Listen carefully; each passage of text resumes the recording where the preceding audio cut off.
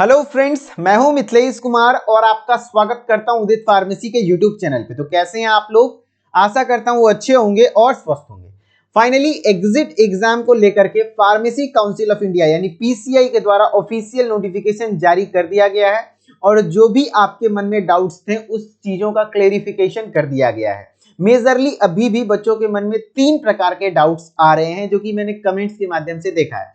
पहला कि sir exit exam किसको देना है। देखिए सारी चीजें क्लियर कर दी गई हैं, बस आपको समझने का और फेर है, इसलिए ये वीडियो बना रहा हूं एकदम कंफर्म। और मैक्सिमम चीजें जब फरवरी में अपडेट्स आया था तभी मैंने कंफर्म कर दिया था कि ऐसा होना है और बिल्कुल वैसा ही हुआ है ना। तो चलिए, सबसे पहला डाउट है आपका क्या कि सर किसको देना है, ठीक। दूसरा डाउट है मेजरली स्टूडेंट का कि सर ये एग्जिट एग्जाम कब होगा। और तीसरा डाउट है कि सर ये एग्जिट एग्जाम अगर हो रहा है तो क्या पैटर्न रहेगा, किस प्रकार के क्वेश्चंस पूछे जाएंगे, कैसे आप इसकी तैयारी करेंगे। और चौथा डाउट एक ये भी आ रहा है सर जो ईयर बैक सेशन में है उसका क्या होगा। तो ईयर बैक को लेकर के भी चर्चा करेंगे, वीडियो में लास्ट तक बने रहिएगा, ठीक है। तो चलिए स्टार्ट करते हैं।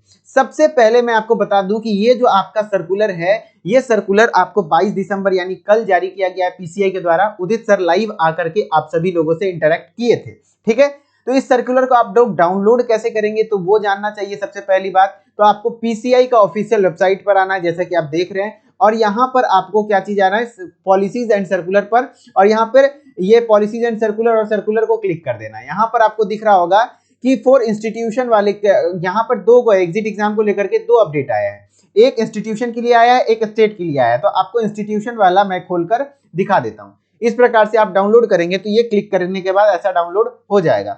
मेरे पास पीडीएफ सेक्शन में है तो इसी से हम लोग क्लियर करते हैं, ठीक है। तो सबसे पहला डाउट आप लोगों का क्या है कि एग्जिट एग्जाम किसको देना है ना।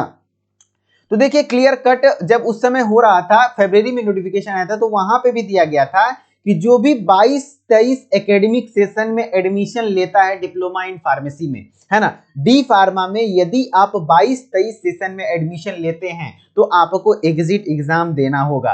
चलिए और क्लियर करते हैं कि जो भी 2022 में एडमिशन लिया है, याद रखिए, तो 23 में फर्स्ट ईयर हुआ, 24 में सेकेंड ईयर उसका क्लियर होगा। तो 24 में अगर सेकेंड ईयर क्लियर हो रहा है तो उसको करना पड़ेगा एग्जिट एग्जाम पास, ठीक। अब बात कर लेते हैं क्या सिर्फ 2022-23 वाले के लिए खाली हुआ है, नहीं। अब इसके ऑनवर्ड जितने भी बैचेस हैं जो इस बार एडमिशन लिए उनको भी एग्जिट एग्जाम देना होगा, ठीक है। अब दूसरी बात है कि कब तक होगा एग्जिट एग्जाम। तो एग्जिट एग्जाम इन जुलाई और सितंबर, जुलाई से सितंबर के बीच में आपका एग्जिट एग्जाम होने वाला है। और ये जो आपका रहेगा exact date for exit examination will be announced in due course of time. मतलब कहने का अर्थ है कि कुछ दिनों में आपको एग्जैक्ट डेट और टाइम भी दे दिया जाएगा। अभी आपको ऑन एन एवरेज दे दिया गया है कि जुलाई से सितंबर में होगा, ठीक है। अब बात कर लेते हैं कि अब जो ये एग्जिट एग्जाम का पैटर्न क्या रहेगा, क्वेश्चन पैटर्न। तो देखिए अभी तक 4 सर्कुलर जारी कर दिए गए हैं। चारों सर्कुलर पर हम लोगों ने चर्चा किया है और चारों सर्कुलर के तहत कभी पीसीआई अभी तक ये कंफर्म नहीं कर पाया है कि क्या एग्जैक्ट पैटर्न रहेगा। लेकिन हाँ, कुछ चीजें कंफर्म है वो मैं बता देता हूं। क्वेश्चन इंग्लिश लैंग्वेज में होंगे, याद रखिए। ये अलग अलग स्टेट का एग्जाम नहीं होगा, ऑल इंडिया लेवल का एग्जाम होगा, यानी इंडिया में एक बार इस तरीके से एग्जाम होगा, है ना। सब सारे स्टेट के बच्चों के लिए एक ही एग्जाम होगा, ठीक है। और दूसरा कि क्वेश्चन एमसीक्यू बेस्ड रहेंगे, जितने भी क्वेश्चन रहेंगे मल्टीपल चॉइस क्वेश्चन वाले रहेंगे और निगेटिव मार्किंग नहीं रहेगी। सबसे बड़ी राहत आप लोगों के लिए रहेगी कि निगेटिव मार्किंग नहीं रहेगी, यानी कि आप क्वेश्चन सारे अटेम्प्ट करके आइए, तुक्का लगाने का बहुत अच्छा मिलेगा मौका। यानी कि पीसीआई भी चाह रहा है कि आप थोड़ा बहुत कम से कम पढ़िए। जो डी फार्मा में अभी तक चल रहा था कि किसी तरीके से पास कर जाएंगे, तो अब वो नहीं चलेगा, ठीक है। आपको पढ़ना पड़ेगा। यकीन मानिए कि एग्जिट एग्जाम बहुत ज्यादा टफ नहीं होगा। ये जीपैट नहीं है, जीपैट वगैरह टफ होता है, मैं ये मानता हूं, मैंने क्वेश्चंस देखे हैं ना, तो उस चीज को मैं मान रहा हूं। लेकिन ये डी फार्मा के लेवल पे होगा ना। और एग्जिट एग्जाम का मकसद ये रहेगा कि एक वैल्यूएबल फार्मासिस्ट बने, है ना। तो ऐसा नहीं है कि एक ब्रिलियंट, देखिए जीपैट और एग्जिट एग्जाम में ये अंतर रह जाएगा कि जीपैट में सीट फिक्स्ड होते हैं, है ना, कि इतने सीट को ही लेना है, इतने बच्चों को ही सेलेक्ट करना है ना। लेकिन एग्जिट एग्जाम में ऐसा फिक्स नहीं है। जितना बच्चा 50% प्लस मार्क्स ला देगा सब रजिस्टर्ड फार्मासिस्ट है। अगर 100% बच्चा पास हो गया तो 100% बच्चा को लिया जाएगा। इसलिए यहां पर डरने की जरूरत नहीं है, दिमाग से काम लीजिए बस। हाँ, डरेगा वही जो पढ़ेगा नहीं। तो पढ़ना पड़ेगा और पढ़ाने के लिए हम लोग हैं भाई, लगातार मेहनत कर रहे हैं, एकदम मस्त मस्त एमसीक्यू एकदम किताब के लाइन लाइन से छांट छांट के तैयार कर रहे हैं। और पहले से ही आपको उदित फार्मेसी ऐप पर एग्जिट एग्जाम का एक स्पेशल कोर्स लॉन्च कर दिया गया है। उस कोर्स को ज्वाइन करके अपने एमसीक्यू को तैयारी को स्टार्ट कर सकते हैं। और अभी उसमें थोड़ा धीमा चल रहा था, लेकिन अब जो ये कंफर्मेशन आ गया है तो अब हम लोग उसमें भी जोर से मेहनत करेंगे और खूब बढ़िया बढ़िया एमसीक्यू करवाएंगे, कोई दिक्कत नहीं होगा। बस एक बार प्रॉपर कौन कौन से सब्जेक्ट से एमसीक्यू आने वाले हैं वो एक बार कंफर्मेशन आने दीजिए, ठीक है, तब और मजा आएगा तैयारी करने में।